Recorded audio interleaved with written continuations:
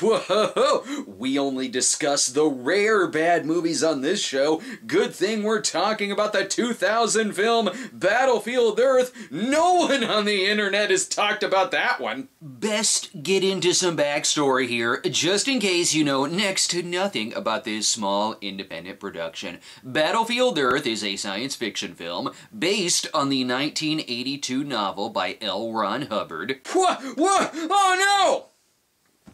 Bruh, don't watch that. Have I told you about the good word? The film takes place in the year 3000, 1,000 years after the planet was taken over by a race of aliens known as the Cyclos. At this point, man is endangered, and the only chance they have at taking back the planet is Johnny Good Boy Tyler. His original name was Dave Protagonist. Johnny is given more intelligence by the Cyclos in order to mine gold for Security Chief Turl, played by John Travolta, who wants to use the gold to buy his way back into his home planet and live in riches. The film was a critical and commercial failure, leading to the bankruptcy of Franchise Pictures and a lawsuit where investors claimed that the company overstated its budget by about 31%. Wait, maybe this has all been talked about before. Hell, at one point, I'm pretty sure the lead villain in this film tried killing me in space. Well, is this review gonna be different than any of the other ones on this trashterpiece? Ha ha ha! Of course not! Let's commence the jokes! Boy, I bet there's gonna be a lot of subliminal messages in this film, considering it's based on a book by the founder of the Presbyterian Church. What? Oh man, is that a cheap title card? Sure, man is an endangered species, but hotness sure isn't, and neither is miniature golf, and no one said anything about the Lauderback man being endangered. Surely they have used every penny of this movie's budget. I mean, these effects, ha ha ha, boy, not very convincing, am I right? I'm fairly certain that the Cycloplanet is also the oil ocean zone from Sonic 2. As for how the aliens look,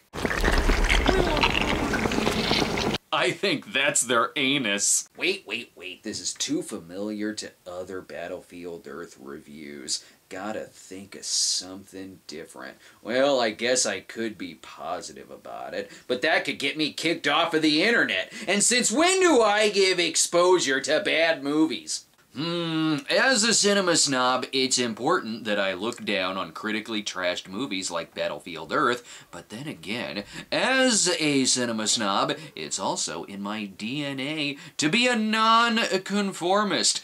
That means I could be the cool kid in the room for disagreeing with my fellow movie critics on Battlefield Earth.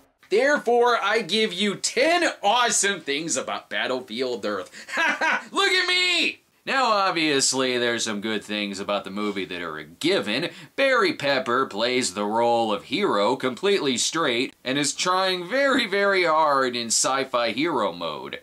Our race is slowly dying and will soon be gone forever. Let it be said that we took this one chance and fought! And there's also Kim Coates. I don't know if you know this, but Kim Coates, translated into Cyclo, literally means awesome. Yeah! Yeah!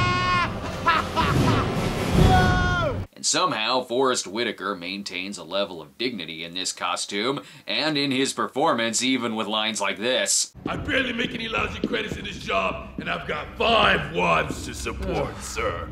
He may have won an Oscar for Last King of Scotland, but they secretly wanted to give it to him for this. Now let's start the countdown at number 10. It's 1,000 years after an extinction event, but slang and bad jokes still exist. They told me this planet was ugly, but this has gotta be one of the ugliest crap holes in the entire universe. I couldn't agree with you more. Crap holes? Crap holes.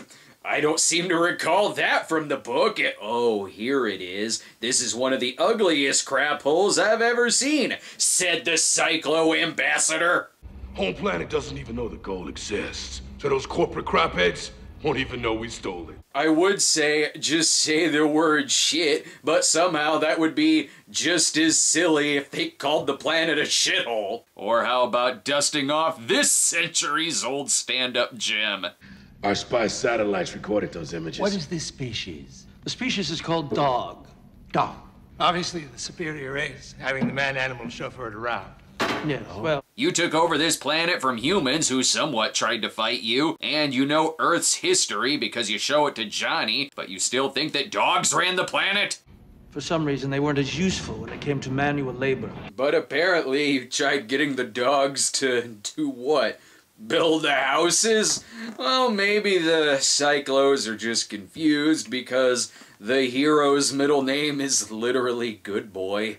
Ha! Stupid aliens! It was cats that ran the planet. Not sure who knows more about Earth, the caveman humans or the supposedly superior alien race. Man-animal getting leverage over a cyclo. That'll be the day. See, they know to quote old Buddy Holly songs and the Searchers. And while they may not know what fine dining is, or even the term fine dining... You sure you can teach your men to fly this? Piece of cake! Piece of cake! Piece of cake! Somehow they know what cake is, and they keep saying it. Piece of cake. Piece of cake. Piece of cake. Piece of cake. At this point in the future, these humans probably go around humping hollowed-out logs, but they know what a good dessert is and what to serve on a birthday. Number 9. Well, it feels like a completed adaptation. The film version of Battlefield Earth only covers 436 pages of the 1,000-plus page book. Now, normally when this happens, what we're left with is what should be just a 2-hour movie, stretched into 2 films that are stuffed with padding that would normally be scenes left on the cutting room floor. This movie, however, you can watch it thinking that it was an entire adaptation of the book. It has a beginning, our hero comes in contact with the Cyclos. It has a middle, Johnny Goodboy Tyler learns about the alien technology and the history of Earth. And it ends with the Cyclo planet being destroyed, Earth's Cyclos being suffocated, and Turl left in his own Twilight Zone ending where he finally gets his gold, but he's caged with it and can't use it. By the conclusion, they have taken back the planet, as the tagline suggests. The plan was for a sequel to cover the second half of the book, but obviously the reception of the movie made a sequel not a very good investment deal. Who cares about that, though? Someone give John Travolta $100 million so he can finish his masterpiece. Number 8, if you think what's on video is great, you should have seen the theatrical version. The theatrical cut of the film contains scenes that were later deleted from the home video version. 'Cause that saved it. We had a longer sequence in the Cyclo bar. Leverage? A female getting leverage. Ha! A longer scene of the humans avenging cows. Get your men. Put those animals out of their misery. Go for it! Save what you can! But the greatest deleted moment from the movie, a scene where Turl convinces the others that man-animals cannot indeed fly. Something that after 1,000 years should be pretty obvious to them, but hey, it's an excuse to throw a guy off a cliff. No! No! No!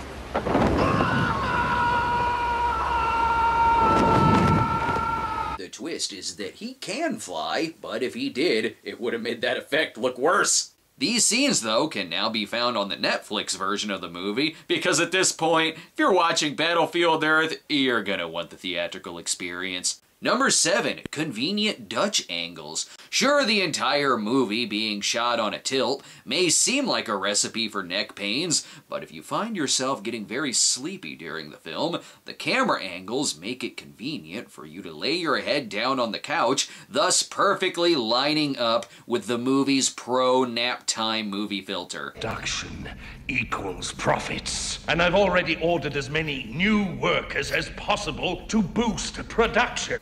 I may not know what's going on, but since the movie's tilted, these Dutch angles make it very convenient. This movie's still stupid! You humans should be endangered! Number 6, the toys. Since this was intended to be a huge sci-fi summer blockbuster, you best believe that there was merchandising for the film. I personally remember seeing a wall of these toys on the shelves at Suncoast Video. Then a week after the movie came out, when reviews were written and its fate at the box office was set in stone, the entire wall was marked 75% off. So not only were there toys, but if you gave it a week, you got a pretty sweet deal on them.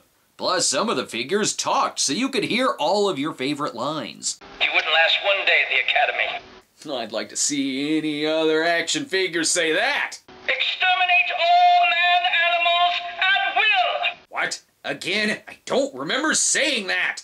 Number 5, the Alien Bar. The Cyclos and the humans have one thing in common. Sometimes after a long week, you just gotta drink. And this future Alien Bar looks like someone made an S&M counterpart to the Star Wars Cantina. Many things may not have survived, but a hard Mountain Dew certainly has. And let me tell you, that will get you messed up. Well, I can assure you that I was not groomed since birth to have some cushy job.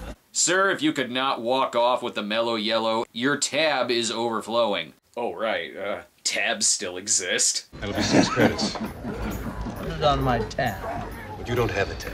And I'm sure even the drink tab does as well. And it's the perfect place to meet sexy alien women played by Kelly Preston. This bar looks like when a Cenobite really wants to find a call girl. I want to see key scenes from Gotti with Travolta and Kelly Preston wearing these costumes instead. The super fan who saw Gotti 57 times is gonna love it. And here's one convenient thing for me.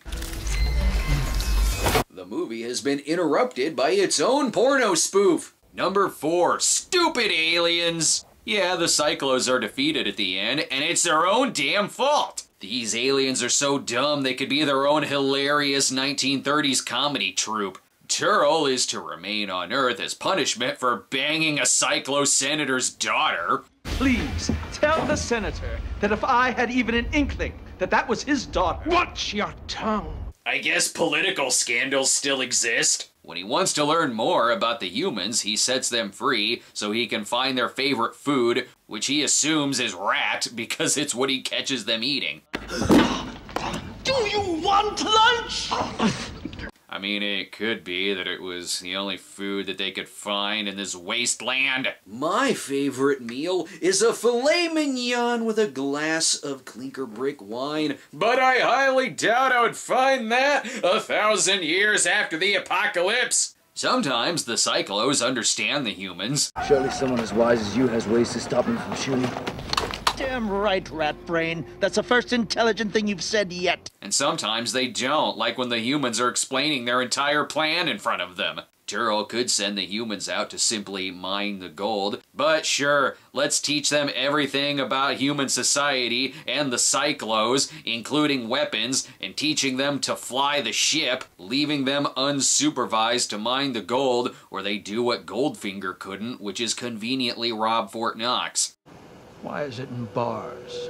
A Cyclo of your refinement wouldn't settle for anything as coarse as raw ore. No question about how they turned it into bars. Seems legit. Hell, when their planet is destroyed by a dirty bomb that blows the entire planet up due to its own radiation, it's a marvel that this hasn't happened sooner. Then again...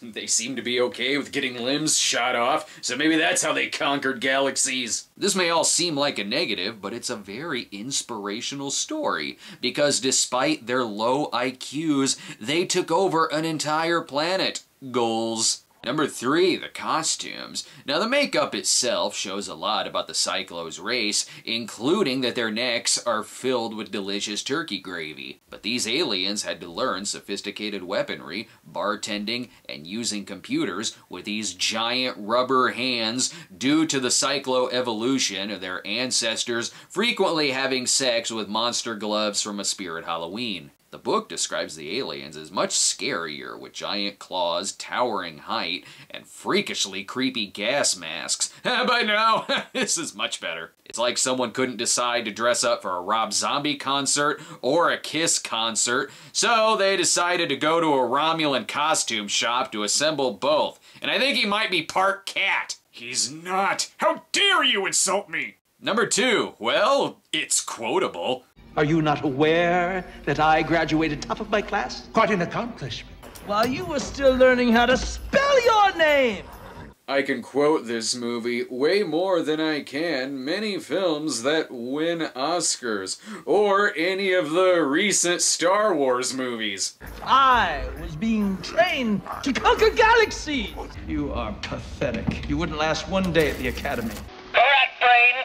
You can say you hate Battlefield Earth all you want, but you remember its scenes, you remember its lines, and you remember its look. Battlefield Earth came out the same summer as movies like X-Men, The Perfect Storm, Gone in 60 Seconds, Mission Impossible 2. Hell, it opened within a week of Best Picture Oscar winner Gladiator. And I remember more lines from this film. And that could be because of our #1 awesome thing about Battlefield Earth, John Travolta. John Travolta. And John Travolta. When John Travolta is a good guy, he's amazing. And when he's a bad guy, given the opportunity to completely dive into a pool of over-the-top gold star scenery chewing, he is just the best. You're out of your mind. Ain't it cool? You see him in a movie like Battlefield Earth, and you can hardly believe it's the same guy from classics such as Saturday Night Fever. A hardcore producer on the film, investing his own money into the project, the performance also shows that there is passion behind this movie. This performance is downright Shakespearean in its delivery. Travolta had worked hard to get this movie off the ground since 1983, when, had it been made, he would have played the part of the movie's hero, Johnny Goodboy Tyler. Later, he'd be too old for that role and decided to play Turl instead. But given that Travolta's clout in the early mid-80s wasn't as strong due to some box office disappointments, it made it very hard to get the project greenlit. After the comeback of all comebacks in 1994 with Pulp Fiction, Travolta used his regained A-list Hollywood status to finally get his dream project made. Say what you will about the results and the box office, but this man got his passion project done after decades of the idea being rejected. More goals! Here's normally the part where I talk about the negative reviews, but let's not do that. Sure, the movie sits at a 3 on Rotten Tomatoes, but instead, let's look at these 4 brave souls who said, to hell with the bandwagon, go see Battlefield Earth and don't be a rat brain. What? Only 12% of audiences liked it? Of that 88% that didn't like it, I guarantee you 50% of them are lying. The movie also had a huge fan in George Lucas and Quentin Tarantino. The film was directed by Roger Christian, who won an art decoration Oscar for Star Wars, did second unit work on Return of the Jedi, plus check this out.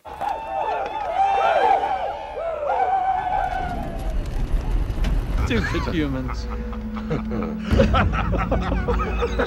This movie has wipes. That means it's just like Star Wars. Also, when has George Lucas ever steered us wrong in the past? And same with Quentin Tarantino. Tarantino presents Hostel, you say? More like Tarantino presents The Second Coming of Gone with the Wind. And didn't anyone else notice this in the new Star Wars trailer? No one's ever really gone.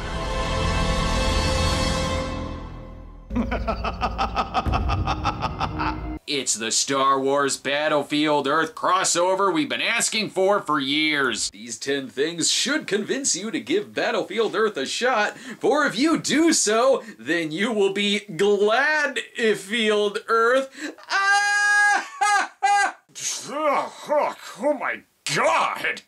Well, hell, it could even be a friendly bartender!